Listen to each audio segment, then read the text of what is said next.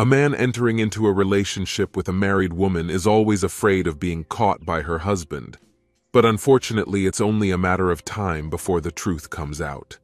My wife tried to hide her affair, causing our marriage to suffer more with each lie, which eventually led to devastating consequences for her.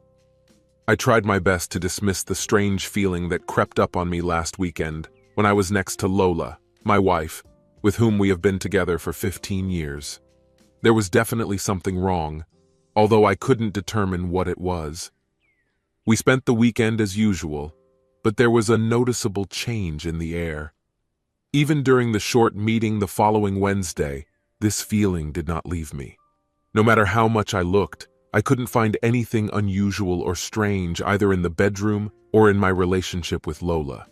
But this feeling did not leave me, remaining a real mystery that forced me to start an investigation. There was no doubt that Lola was the reason for this feeling. Perhaps there was a logical reason why I felt the need to ask her about something that she might find too trivial to mention. This opportunity presented itself the next evening when our children were busy with their favorite TV show, and Lola and I were sitting in the living room deep in newspapers. "I've noticed that you haven't been yourself lately. Is everything okay?" I asked cautiously. She hesitated for a moment. A hint of concern flashed in her eyes, but then she quickly waved it away, laughing. "What are you talking about? It's okay," she replied, trying to shrug off my concern. But I felt that something was bothering her very much, so I continued cautiously. "Don't lie to me if something is wrong. We'll get through this together," I reassured her, emphasizing the importance of teamwork in overcoming difficulties. "I'll figure it out anyway," I said. Once again, a quick glance revealed her true emotions, contradicting her words. "If I had any problems, I would have told you.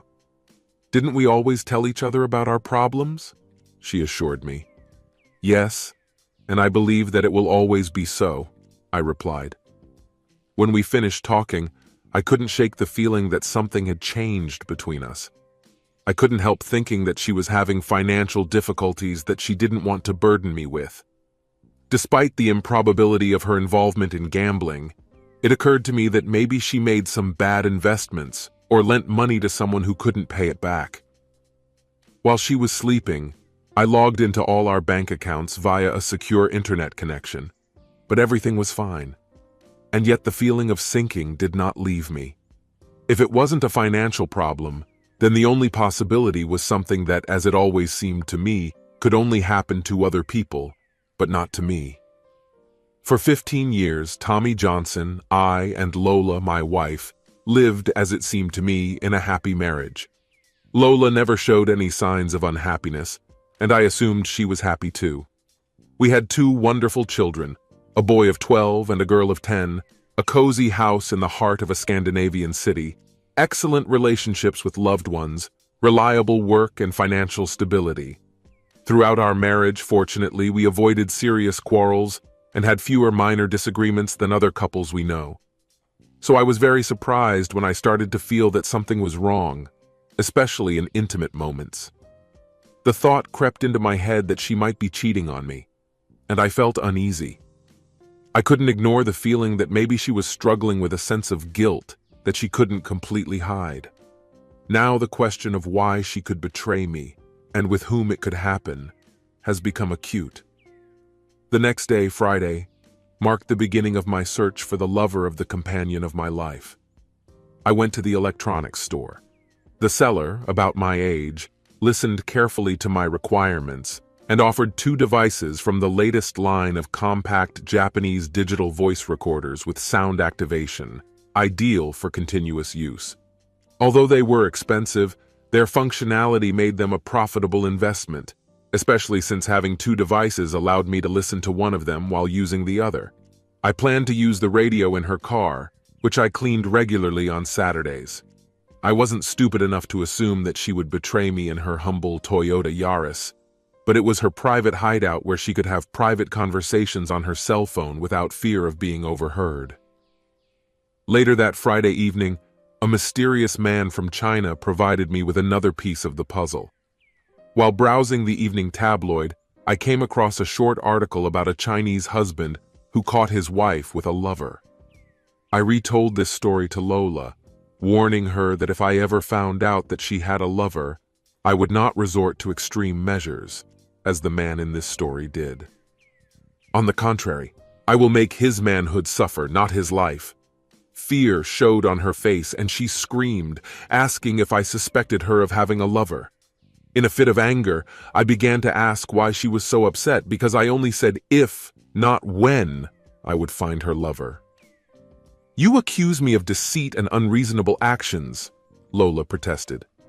"I'm not accusing you of anything, but I'm surprised by your violent reaction to my vow to protect you from any womanizer who tries to harm you. Didn't you always think that such people should be punished?" I asked. She angrily left the room without saying another word, and I realized that I would not be able to spend the weekend with her. Lola exuded sophistication. She had a talent for dressing stylishly and with a feminine twist. Even at the age of 39, she continued to be considered a charming woman in the production company. Although her younger colleagues boasted a more traditional beauty, Lola's charm was incomparable. She was still preferred to be invited to dance at corporate events, demonstrating grace and self-control.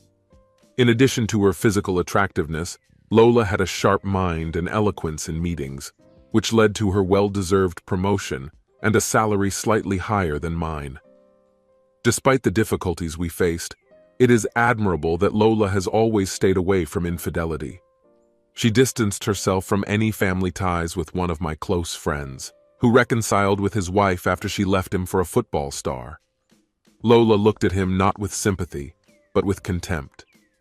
I realized that I had fallen into a dangerous trap, and only unfavorable outcomes loomed on the horizon. In the most deplorable scenario, I could find her lover, get into a violent altercation with him, end up in prison, and eventually lose Lola.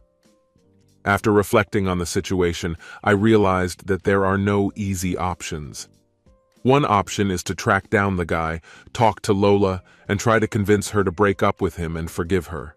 But I knew that it could make me look weak in her eyes and lead to even more resentment. Another option is to convince Lola to break up with her lover before I find him and pretend that everything is fine. But will I still feel like a man after going through such humiliation? This option was slightly better, but still far from ideal. Everything was complicated by the fact that Lola did not like cheating without a deep emotional connection with another person. If she really had feelings for someone else, she would have pursued him decisively, perhaps even would have left me and married him if the opportunity presented itself. The next day, I began to thoroughly clean and tidy Lola's car, a job that was not part of my weekly routine. While working, I came across an old receipt hidden in an ashtray among a stack of past parking tickets, and this aroused my curiosity and even more questions about Lola's recent activities. The check was written at a gas station on the outskirts of the city and testified to a purchase made the previous Tuesday. It included a bottle of shower gel and a bottle of Coke.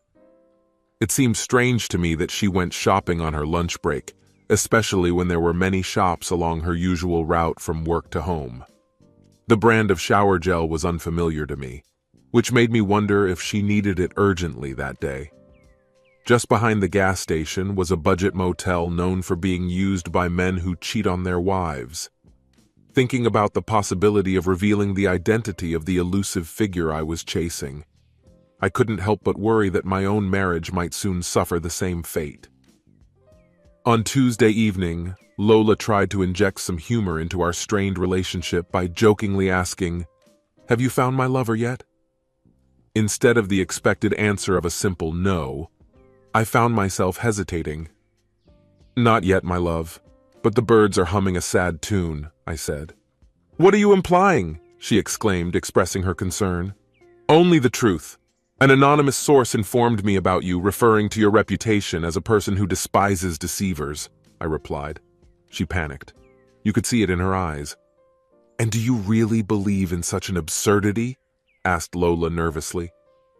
"I don't usually do this, but your recent strange actions in this situation have made me worried. Why would a gossip lover like your lover not brag about such a juicy story? But I sincerely hope that this is just idle chatter," I said. It was obvious that after my conversation with her, our marriage began to seem more distant. I deliberately planted seeds of doubt in her mind, hoping that she would scold her lover for his brazen chatter. She knew about my suspicions, but she wasn't sure how much I knew or who had told me. On Saturday morning, I took the opportunity to wash her car and quietly replace the radio with an empty one. While Lola and our daughter were running errands to the supermarket, I was eagerly listening to the recording. To my disappointment, only one call was made all week, and it didn't give me any useful information. The conversation did not reveal the identity of the interlocutor. Neither her lover nor me were mentioned. Instead, the conversation was about buying a birthday present for someone else. The only intriguing detail was her cryptic complaints about unspecified problems. Another Saturday night passed without a physical connection between us. The lack of intimacy in my marriage was becoming unbearable, and I knew I had to solve this problem. Despite the fact that my wife showed no obvious signs of cheating, for example, she dressed provocatively, worked late, or received mysterious phone calls, I could not get rid of the feeling that she was unfaithful. I was tormented by suspicions and uncertainty about how to tell her about my fears. She was so insidious that I couldn't find any hard evidence. On Sunday morning, I decided to put aside my ego and offer her one last chance to save our marriage. I told her, "I need to talk to you about something very important. Could you listen to me without interrupting?" She agreed. "Our relationship is clearly in a deplorable state, but I love you so much that I'm ready to do anything to fix it," I began.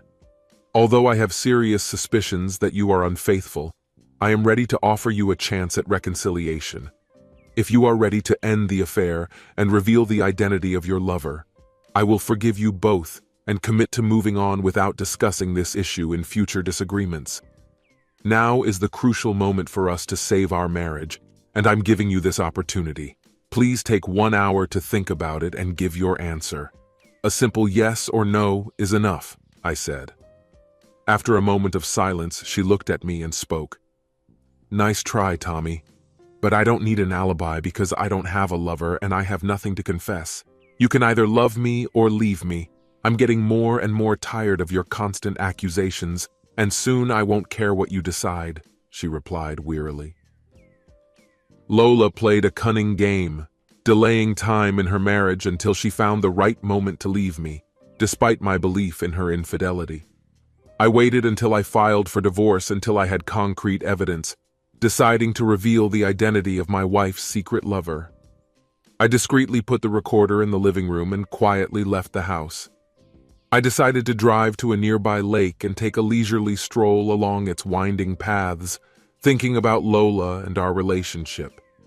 We had been together for 17 years, and mostly I thought we were happy. Of those 17 years, we were married for 15. Despite the fact that she recently stated that she did not want to save our marriage, she made her feelings clear. Our first meeting was not at all traditional. Lola, who recently arrived in the area, made a small advertisement in the local newspaper in search of a life partner. My friends took the trouble to respond on my behalf, knowing that I was back on the lookout after a string of short-lived affairs. To my surprise, Lola contacted me directly, after which a phone conversation took place, which led to our first date. It was obvious that our date went well, as we found a common language from the very beginning. Our strong relationship, which has lasted for more than 17 years, shows that we support each other in difficult times. After enjoying a leisurely lunch in the city, I went to work, where I work as a civil engineer for a reputable real estate company.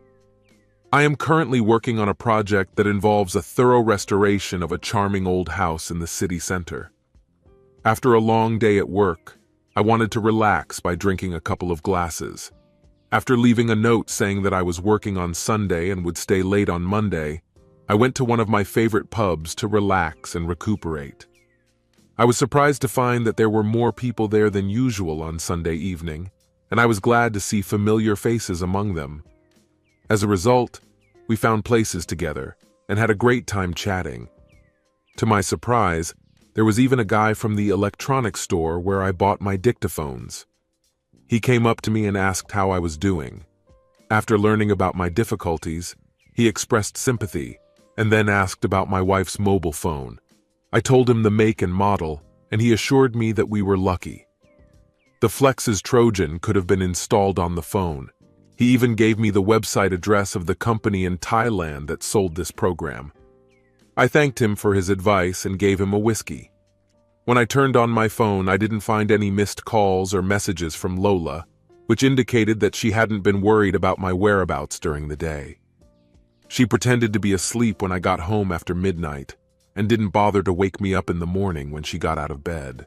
As soon as Lola left for work and the child went to school, I checked the recorder. Lola had a habit of sitting in her favorite armchair in the living room and using a mobile or wireless phone from the kitchen. Luck was on my side this time. She called her best friend Annie. To my surprise, at the beginning of their conversation, which lasted more than half an hour, she seemed to be sobbing. Lola confessed to Annie that I had ruined her romantic love story. She and her friend, as she called him, decided to wait 3 months before making a final decision about the divorce and whether to continue their relationship or end it altogether. But somehow, I found out about their plans and threatened that I would cause him serious harm if I found out his identity. After Annie comforted Lola, Lola asked if she had told Dan anything about her affair. It was clear from Annie's actions that she was trying to persuade Lola not to tell Dan anything, so as not to ruin her marriage. Lola offered a reasonable compromise, but Annie rejected it, refusing to admit that she was wrong, because she believed that she would figure it out on her own, and no one had the right to interfere. It was very disappointing to see that she behaved in such a disgusting way, but the shocking facts did not end there. Lola asked Annie about the duration of her passionate affair with Monkey. Obviously, Dan was in the dark, because Lola assured Annie that she had not told anyone anything and swore to remain silent from now on. The rest of their conversation was typical female chatter, which was of no interest to me. But my mood has improved significantly, because now a plan has matured in my head how to bring everyone to the surface and find out who my wife is having an affair with. Monkey worked for several years as a goalkeeper for one of the best football teams in our first division. He claims that he got this nickname after participating in a stupid and unsuccessful banana weight loss contest organized by a women's magazine. He boasts of being a charmer with an impressive physique. Now, at the age of 40, he is the successful owner of one of the best hotels in the city. Not a bad choice for a wife looking for extramarital arousal. I've known Dan since high school, but I don't like him because he's a boastful jerk who managed to steal my beautiful girlfriend Annie from me when we were 18 years old. The only reason I see him sometimes is because he is married to Lola's best friend, and our children are the same age. I was sure he liked learning about Lola's infidelity from Annie, but now it was my turn to get even. I called him at work, switching to a friendly tone. "How is your morning going?" I asked. "Okay, thanks. How can I help you, Tommy? Isn't that what friends are for, after all?" I heard Annie blabbed about Lola's new hobby. "Do you want to tell me who caught her attention this time?" asked Dan sarcastically. "Actually, it's you," I replied angrily. "This can't be happening. I don't know anything about it. I didn't even think she was capable of such a thing. One thing is for sure, this time it's not me," Dan said with a tremor in his voice. "I'm not accusing you, my dear friend," I began. "I know that Annie is well aware of the situation. I trust Annie and I know she doesn't keep secrets from you." "Of course she told you about Lola's infidelity?" I asked. "No, I swear she didn't do it, but I'll try to gather more information and call you as soon as I have something," Dan said. "Are you refusing to share with me?" I asked rudely. "Why should I care who your wife is involved with? I have my own wife and that's enough for me." "How about we exchange information? You share it with me and I'll share it with you," I suggested. "Great job, my friend. Unfortunately, I don't have any information that I can share with you," Dan chuckled. If this fool thought he could intimidate me, then it's time to deal with past grievances. Then I replied, "Oh, but I have information. Lola informed me that Monkey and Annie had a surprisingly romantic relationship that lasted for 2 whole months." Did you even know when he was dating her? I asked. Dan abruptly ended the conversation, leading me to assume that he harbored the same dislike for me as I did for him. I went to the website of a mobile phone software provider located in Thailand, made the payment, and successfully downloaded the Flexes program to my phone. After clearing the recorder's memory and rebooting it, I took all the necessary actions before leaving home for work, including sending messages to my children so they would know that I would not be home all night. I packed my travel bag and set off, feeling a slight improvement in my mood compared to the previous day. My phone was silent during the whole working day. After leaving the house, I headed to the motel where I suspected Lola and her lover were staying. I booked a room for the night and realized that I needed to buy shower gel. When I was planning to relax before dinner, my thoughts were interrupted by Annie's angry voice. I picked up the phone and heard her screaming, accusing me of being a scoundrel and asking why I did this to her. Confused, I asked, "What did I do?" "You are fully aware of the consequences of your actions. Your behavior is despicable. You played a major role in the breakdown of my marriage. Why did you decide to hurt me so much?" Annie asked with tears in her eyes. "Instead of blaming me, direct your anger at Dan. He deliberately tried to shame me and taunted me for being a cuckold. I had no choice but to defend myself," I replied. "Dan was hospitalized after provoking a fight at the hotel and now lives with his parents. It's all because of you. Are you aware of the consequences of your actions? What are you planning to do to fix the situation?" Annie was talking, almost shouting into the phone. "Why should I deal with the consequences of your actions?" I asked. I tried to be honest and said that every problem has a solution. "Just tell me about the person associated with Lola, and I can help you," I asked. "Stupid snake, do you really think I'm that gullible? I hate your disgusting wife, but I despise you even more. You can chase your demons by yourself without my help," she said with disdain. "Good. And the last thing I want to tell you, Annie, I've always dreamed of being with you. Can we do this now that we're both free?" I asked. Her reaction was truly amazing. Without saying a word, Annie just hung up the phone. I braced myself for a potentially angry call from Lola, but to my relief, she didn't contact me that evening. Turning to my old army buddy Benny for advice on how to behave in a situation if and when I meet Lola, I decided to apply some of the skills I learned while serving in the army. Despite the fact that I was not a member of any elite Green Beret unit, instead I served as a corporal at a mobile gas station. Since mobile gas stations were in minimal demand during my service, we spent most of the day in the garage workshop, whiling away the time playing cards with the guys from the transport squad. Benny was a unique person with a wide range of connections who could fix almost anything. But one day he got into a difficult situation. Two charming friends invited us to the summer house for the weekend, and Benny took responsibility for the drinks. The only problem was that none of us had any cash. Benny remained calm and assured me that he had a plan to deal with the situation. On a dark night, we stealthily made our way to the quiet suburban neighborhood where Benny had chosen a house. With the help of a clever technique, he was able to unlock the front door and persuaded me to follow him inside, where the family was sleeping soundly. I was relieved to find a bottle of whiskey and 2 bottles of wine in the kitchen cupboard, which allowed us to leave quickly. When we returned to the street, I promised myself that I would never behave like this again. But the penetration skills were very useful to me. I had to repeat the process of breaking into a house where people were sleeping in order to complete an errand. Fortunately, it was my own house, and I had a key. I parked in a public parking lot in our neighborhood, not very far from my house. Upon arrival, I found Lola's cell phone hidden in her purse. I quickly brought it to my office, looked through the numbers and messages, most of which were deleted.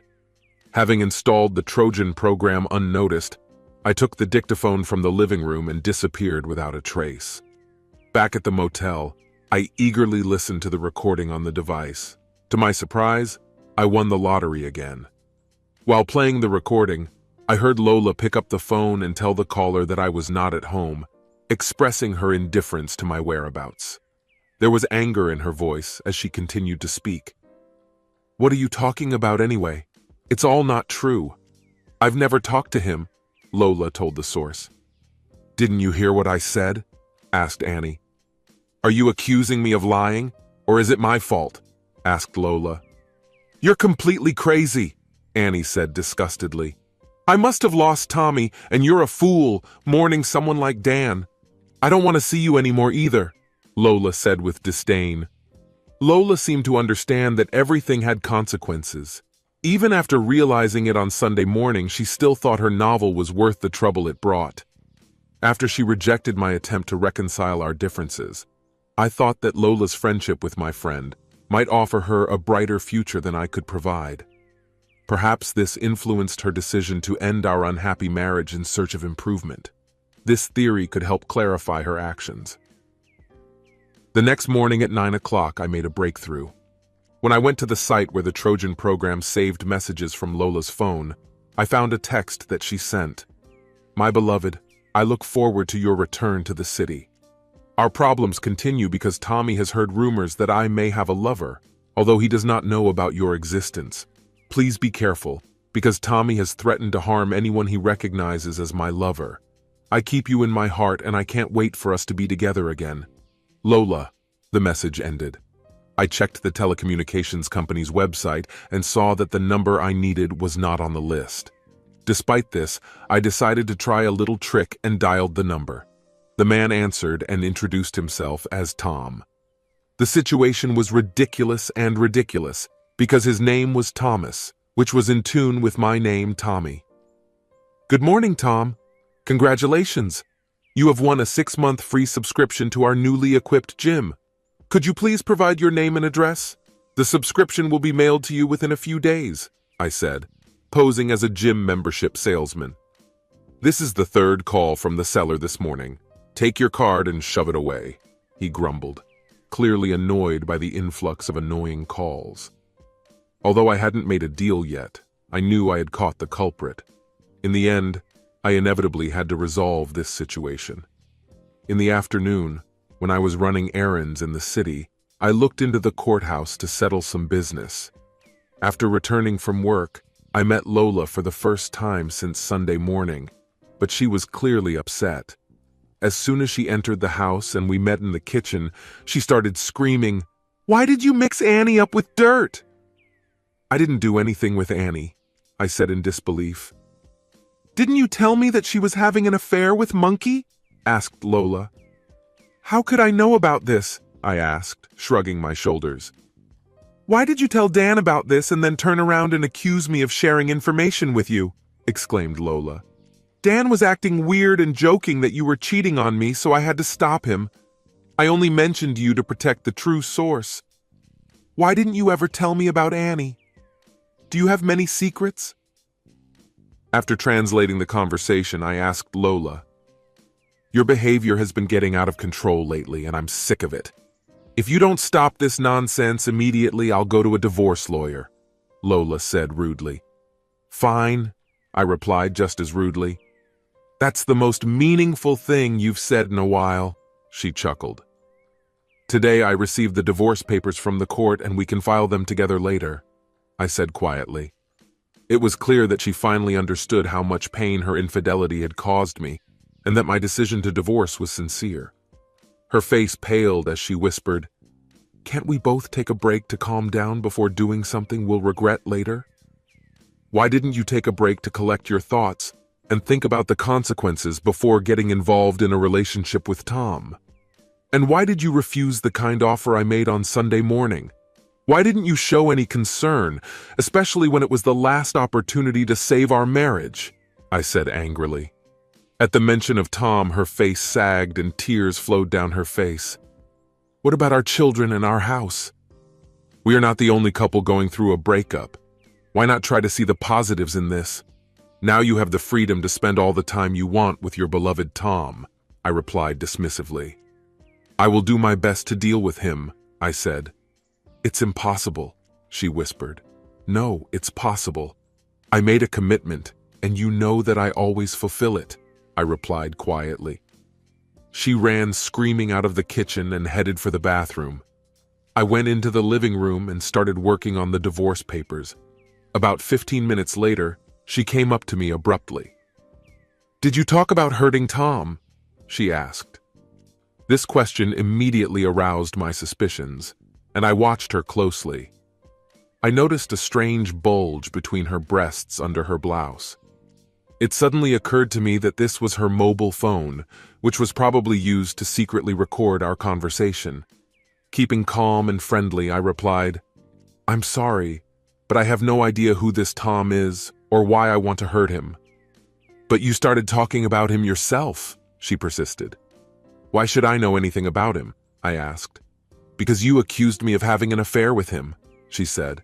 "A novel?" I asked. It was hard for me to believe it. She realized that I was laughing at her attempts to gather evidence against me in connection with Tom. She left the living room again, and I retired to my office for the rest of the night. When I checked her phone activity again, I found that she had received a message from her lover and replied to it with her own. It was a message from Tom. "My love, I missed you so much while I was with Cecilia all last week. Every night I couldn't stop thinking about you. I'm looking forward to our upcoming meeting. As for Tommy, in my opinion, he only says but does not do. Let's keep our plans a secret until they come to fruition. As always, yours, Tom." Dear, our situation has escalated. Tommy should not be underestimated. He intends to do harm if he gets the chance. He has already started divorce proceedings and ruined my friend's marriage because of her affair. My love for you is still strong. My marriage broke up because of this Tommy, and now it's my turn to ruin my relationship with Cecilia, apparently his wife. Lola's lover was becoming more and more real, although I still only knew his name or pseudonym, but I was sure of my imminent victory. When I returned to bed, Lola was already asleep. The next morning, she refused to sign the divorce papers that I had prepared the day before. I was not bothered by her absence, as I was sure that the divorce would take place within 6 months, regardless of whether she would cooperate or object. I did not hesitate to submit the necessary documents to the court. In a conversation with my secretary at work, I talked about my despair about the relationship between my wife and her lover, Tom. She offered me her support and called him, putting him on speakerphone so I could eavesdrop on the conversation. When Tom answered the usual hello, she introduced herself to Jennifer and asked to get Eric on the phone because she needed to talk to him urgently. "Eric's not here right now," Tom answered into the phone. "It looks like he's deliberately avoiding me. Please tell this coward that if he doesn't have the courage to talk to me in the next 30 seconds, I'll make plans for tomorrow night with someone else," Jennifer said with mock disappointment. "Unfortunately, I was unable to contact Eric. Maybe I can help you with something. What are your plans for tomorrow?" asked Tom. "No plans," Jennifer replied. "Why don't we meet at the Grand Bar at 7? Will that suit you? And how can I recognize you?" Tom asked playfully into the phone. "I am looking forward to our date with pleasure and impatience. Just so you know, I'm tall, blonde, and slim," Jennifer replied. "Please keep in mind that I can only meet during the day," Tom said. "I have the opportunity to go to a friend's apartment in the city so that we can continue our date if we like each other," Tom said. "I don't recognize you. I don't think you're Eric's colleague," Jennifer said thoughtfully. "My name is Thomas Westman, and I'll be waiting for you at the Grand. I'm coming in a black BMW," Tom said. "Good. I look forward to meeting you," Jennifer replied. An overly patient man easily bought into our deception, even pretending to know Eric. I finally solved the riddle, and now it was easy to gather information about him. Benny and I found out that he is currently married to a school teacher, and his son plays on the same football team as mine. He works as a real estate agent, as evidenced by his luxury BMW and large house. Despite his wealth, he looks like an ordinary man in his 40s. Benny suggested a suitable punishment for him, but we decided to wait until he was connected to other suspects. Lola tried to contact him via text message, but after receiving no response, she tried to reach him twice unsuccessfully before sending another message. "Dear, please contact me at the earliest opportunity. Lola," was her message. It turned out that recent communication had caused a noticeable shift in his affection for her, reducing his once strong love for Lola to a casual infatuation. She was deceived by his false declarations of love. That evening, Lola and I tried to find a common language in conversation. After checking her phone with my program, I found 2 unsuccessful attempts to reach Tom. "Dear, please call me as soon as possible. Lola." Over and over again she sent him messages without reply. I couldn't help but feel sorry for her. She had fallen so much in love with this jerk, who now spat on her when she needed him most. The next morning I suggested that she move out of the bedroom until one of us could find a new place to stay. She agreed without any argument, but I could see that she was not happy with the idea that she would have to leave. Trying to cheer her up, I mentioned an acquaintance of mine, Thomas Westman, whose son played on the same football team as ours and worked as a real estate agent. I offered to contact him on her behalf. Although Lola did not appreciate my well-intentioned offer, she seemed to understand that I knew about her lover. Although it was probably inappropriate to tease her, I found it relatively harmless compared to the collapse of her second marriage. During lunch, I decided to check my phone and noticed that there were no new text messages, but I noticed 6 unsuccessful attempts to call Tom's cell phone, 6 short calls to his office and 2 calls to the school. It was clear that his interest in her had completely disappeared. On Friday morning, Cecilia Westman called me and told me that she was married to Thomas Westman, a man who was having an affair with my wife. I was already aware of the situation and couldn't help but think that if I were him, I would pack up and leave town as soon as possible. "Did you know that your wife completely lost her temper when she came to his office yesterday after work? She threw a printer in his face and he had to go to the hospital," Cecilia told me. "No, I think she was already asleep when I got home very late. She didn't talk about anything at breakfast today," I replied. "Nevertheless, I would like to discuss our problems with you. How about we meet at the bar at 7 o'clock today?" asked Cecilia. "Why not? 7 suits me," I replied. I arrived right on schedule and immediately noticed her with a child who attends football school with my son, which made my search easier. She was a bright woman in her 40s, impeccably dressed and radiating the confidence of an experienced professional. I offered her a drink, and she kindly agreed, after which we chatted casually. During our conversation, she casually mentioned that she had a hotel room and offered to move our conversation there to talk in private. Without hesitation, I agreed. An hour later, when she took the child away, we were in her room, sitting at a small table, and then she spoke. She asked me, "How long have you known?" I admitted that I had had suspicions for several weeks, but they were confirmed only yesterday. Then she shared that she also found out about it yesterday after my wife caused a scandal in his office. I informed her that I had started the divorce process and asked about her intentions, to which she replied that she wanted to get divorced as soon as possible.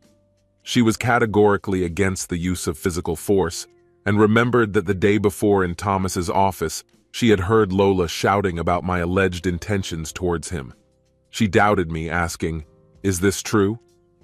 I refused to admit anything without concrete evidence that I was wrong, and I was sure that I wasn't the only one who wanted to take action against him. "Most likely this is not true, although he persistently insisted that your wife is the only one with whom he has ever cheated," Cecilia said. This statement was ridiculous. "I instructed my secretary to simulate dialing the wrong number, and he did not hesitate to charm her into agreeing to a date," I informed Cecilia. "Can I convince you to reconsider your intentions to enter into conflict with him if I suggest a more peaceful way of communicating?" she asked. I nodded in agreement, expressing my rejection of physical confrontations and stating that Lola's actions the day before had been enough. When they got married, her parents made a generous contribution to their house and his business, and almost all of their property was put in her name so that he would not get anything. She insisted on sole custody of their son, allowing Thomas to visit him only on weekends. It was a difficult situation, but he thought he deserved it. Then she suggested, "If you agree with my plan, I ask you to spend the night with me in this room, so that I can honestly say that we spent the night together. We will decide for ourselves where to sleep, in bed or on the couch. Will you keep this a secret?" Her unexpected offer took me by surprise. I nodded in agreement, promising to keep our relationship a secret. When I settled in bed, she took a bottle of champagne out of her bag. Her smile was sweet and inviting. We shared this fizzy drink, having a pleasant conversation until the bottle was empty. Cecilia then expressed her willingness to leave for the night. I felt her gaze beckoning me to join her in bed, and without hesitation, I obeyed. Turning off the light, she gently asked if I wanted to cuddle with her until morning. I agreed without hesitation, knowing full well that this could potentially lead to something more. It's been years since I've been emotionally close to anyone other than Lola, but Cecilia brought a sense of renewal after I found out about my wife's infidelity. That evening, we shared 2 intimate moments, awakening a desire for more. We quickly arranged another date, scheduled for next Wednesday, as Cecilia had prior commitments to visit her sister over the weekend. When I returned home on Saturday morning, Lola did not ask about my whereabouts. Instead, she invited me to dinner to discuss our practical issues later in the evening. I suggested rescheduling the conversation to Sunday, referring to the plans of friends who were going to invite me somewhere to cheer up. They booked a table at a hotel where a prestigious musical ensemble was to perform. To my surprise, I noticed Annie in the bar, who looked just amazing, accompanied by 3 friends.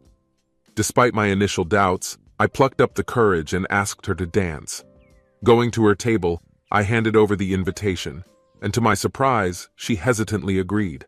As we swayed to the rhythm of the slow melody, she didn't leave my side a step. After the dance, we had a peaceful conversation in the bar. Taking risks has always been part of my motto, so when she accepted my offer to dance for the last time, I was stunned. I knew that Dan broke up with her because of me, so I expected her to hold a grudge, but she agreed to dance with me anyway, and I was puzzled but grateful for the opportunity.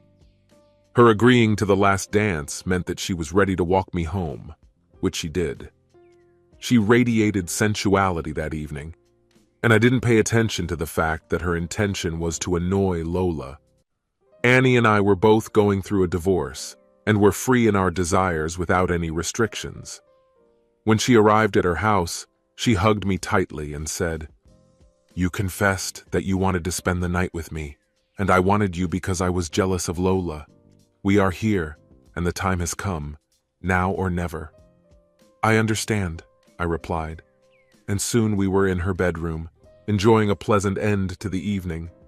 As we lay there after the violent passion that engulfed us, she began to express her disapproval of Lola's decision to cheat on me with a man like Thomas. I confessed my feelings to her, but she kindly refused me, saying, "Please don't, because I have a date with Man K tomorrow, and I think he might propose to me. If he agrees, I will gladly say yes and promise to be a faithful wife. In the meantime, let's enjoy this night together and make it truly unforgettable," Annie added, and she became unforgettable. This incredible night will stay with me forever. When I returned home on Sunday morning, Lola was calm, and I immediately went to bed, feeling satisfied and looking forward to a relaxing holiday. My parents chose not to get involved in our differences with Lola.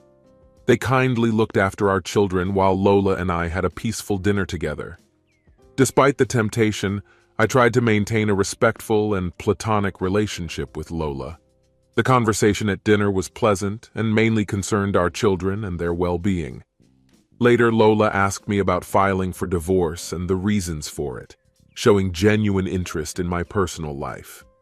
I stated that I want an equal division in all respects, including joint custody of our children. I suggested that one of us keep a house for himself so that the children would have a permanent home, but at the same time they could spend time with another parent. Lola agreed to my terms without objection, and I agreed to her condition that we would never use our children as pawns or raise our voices at them. She asked, What are your intentions with Thomas? You hit him hard, and Cecilia is not going to press charges for damaging her belongings. According to her lawyer's forecasts, when they're done with him, Thomas will be left with nothing. He has no property, not even a share in their property. No house, no savings, no BMW, no bike. Everything was bought with the company's funds, and all the shares in the business belonged exclusively to Cecilia, I replied. How well do you know Cecilia? Lola asked in disbelief. I actually know her pretty well, I replied hopefully. Is there any chance that you will forgive me and reconsider the decision to divorce? Asked Lola with hope and sadness in her eyes. The last chance was last Sunday morning, although it was very painful for me then. When you hesitated for no more than a few seconds before leaving me, it felt like you had plunged a knife into my heart. I'm really sorry, Lola. You are a wonderful woman in many ways, and I will miss you very much, I replied sadly. Unfortunately, I have to admit that I cannot continue to live with you after all the suffering that you have caused me, I confessed. She acknowledged the consequences of her infidelity, which affected a total of 11 people, including 6 adults and 5 children. Tears dripped from her eyes as she expressed sincere remorse and understanding of her actions. Despite her sincere apologies, Lola did not talk about the motives of her affair with Thomas, as well as how it began and what happened between them. She admitted that her action was stupid and that she deeply regrets it. It is unclear whether her regret was caused by being caught and facing the consequences, or whether she realized that Thomas had selfish motives for the affair. With the help of modern voice recorders and a Trojan program in her phone, I revealed Lola's secret relationship. After removing the recorder from her car and cleaning my phone, I decided to end my planned revenge on Thomas. With Benny's help, I managed to come up with a reliable alibi. 2 weeks later, Cecilia found a beautiful apartment and moved out of the house. She made me a generous offer to buy out her share of the house, to which I agreed. Our relationship has been preserved, but unfortunately our children have not become very close. We can't live in the same house together. Thomas moved to another city to get a job at his brother's construction company. I kept my word and decided not to date him anymore after he started a relationship with Lola. Annie and Mankey got married, and Cecilia and I were invited to a party at his hotel to celebrate their move together. Annie mentioned that Lola was upset when she found out about my relationship with Cecilia. She even called Annie in a rage, accusing her of trying to seduce me for one night. If Lola had asked me about it, I would have admitted that I was really looking forward to this night. Currently, Lola and I have friendly relations, mainly related to our children. But there was a moment in the past when she questioned my motives after I started dating Cecilia and spent the night with Annie. I assured her that my dates were not motivated by a desire for revenge. I explained that, as a single, middle-aged man, I appreciated the companionship I found in these relationships. Lola looked at me with a knowing expression and smiled faintly, letting me know that she understood. I realized that Lola sincerely wants to restore our relationship. She shared with a mutual friend her intention to remain single for at least 3 years, focusing solely on waiting for me and not seeking a new relationship. Lola continued to spend nights with different men.